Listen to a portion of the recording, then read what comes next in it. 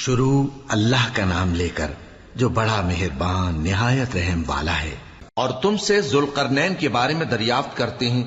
کہہ دو کہ میں اس کا کسی قدر حال تمہیں پڑھ کر سناتا ہوں۔ ہم نے اس کو زمین میں بڑا اقتدار دیا تھا اور ہر طرح کا سامان اس کو عطا کیا تھا، تو اس نے ایک سفر کا سامان کیا، یہاں تک کہ جب سورج کے غروب ہونے کی جگہ پہنچا تو اسے ایسا پایا کہ ایک کیچڑ والے چشمے میں ڈوب رہا ہے، اور اس چشمے کے پاس ایک قوم دیکھی۔ ہم نے کہا ذوالقرنین، تم ان کو خواہ تکلیف دو خواہ ان کے بارے میں بھلائی اختیار کرو، دونوں باتوں کی تم کو قدرت ہے۔ ذوالقرنین نے کہا کہ جو کفر و بد کرداری سے ظلم کرے گا اسے ہم سزا دیں گے، پھر وہ اپنے پروردگار کی طرف لوٹایا جائے گا تو وہ بھی اسے بڑا عذاب دے گا، اور جو ایمان لائے گا اور عمل نیک کرے گا اس کے لیے بہت اچھا بدلہ ہے، اور ہم اپنے معاملے میں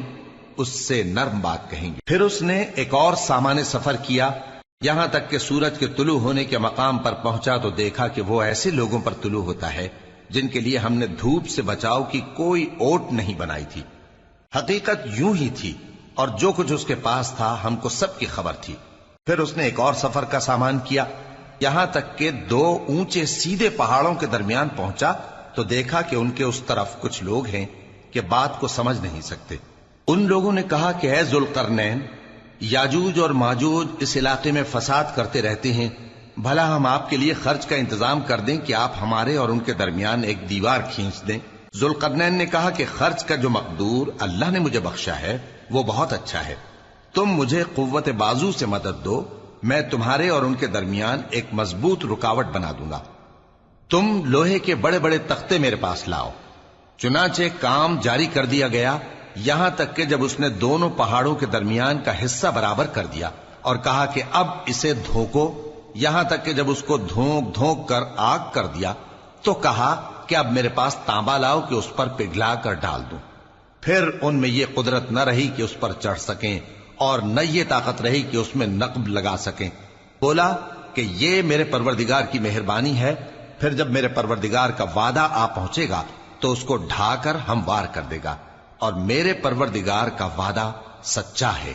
اس روز ہم ان کو چھوڑ دیں گے کہ روئے زمین پر پھیل کر ایک دوسرے میں گھس جائیں گے، اور سور پھونکا جائے گا تو ہم سب کو جمع کر لیں گے، اور اس روز ہم جہنم کو کافروں کے سامنے لائیں گے، جن کی آنکھیں میری یاد سے پردے میں تھیں اور وہ سننے کی طاقت نہیں رکھتے تھے۔ اب کیا کافر یہ خیال کرتے ہیں کہ وہ میرے بندوں کو میرے سوا اپنا کارساز بنائیں گے تو میں خفا نہیں ہوں گا؟ ہم نے ایسے کافروں کے لیے جہنم کی مہمانی تیار کر رکھی ہے۔ کہہ دو کہ ہم تمہیں ایسے لوگ بتائیں جو اعمال کے لحاظ سے بڑے نقصان میں ہیں۔ یہ وہ لوگ ہیں جن کی دوڑ دھوپ دنیا کی زندگی میں برباد ہو گئی، اور وہ یہ سمجھے ہوئے ہیں کہ وہ اچھے کام کر رہے ہیں۔ یہ وہ لوگ ہیں جنہوں نے اپنے پروردگار کی آیتوں کو نہ مانا اور اس کے سامنے جانے سے انکار کیا، تو ان کے اعمال ضائع ہو گئے، سو ہم قیامت کے دن ان کے لیے کچھ بھی وزن قائم نہیں کریں گے۔ یہ ان کی سزا ہے، یعنی جہنم، اس لیے کہ انہوں نے کفر کیا اور ہماری آیتوں اور ہمارے پیغمبروں کی ہنسی اڑائی۔ جو لوگ ایمان لائے اور عمل نیک کیے ان کے لیے بہشت کے باغ بطور مہمانی ہوں گے، ہمیشہ ان میں رہیں گے اور وہاں سے مکان بدلنا نہ چاہیں گے۔ کہہ دو کہ اگر سمندر میرے پروردگار کی باتوں کے لکھنے کے لیے روشنائی ہو تو قبل اس کے کہ میرے پروردگار کی باتیں تمام ہوں سمندر ختم ہو جائے، اگرچہ ہم ویسا ہی اور اس کی مدد کو لائیں۔ کہہ دو کہ میں تمہاری طرح کا ایک بشر ہوں، البتہ میری طرف وہی آتی ہے کہ تمہارا معبود وہی ایک معبود ہے، تو جو شخص اپنے پروردگار سے ملنے کی امید رکھے چاہیے کہ عمل نیک کرے اور اپنے پروردگار کی عبادت میں کسی کو شریک نہ بنائے۔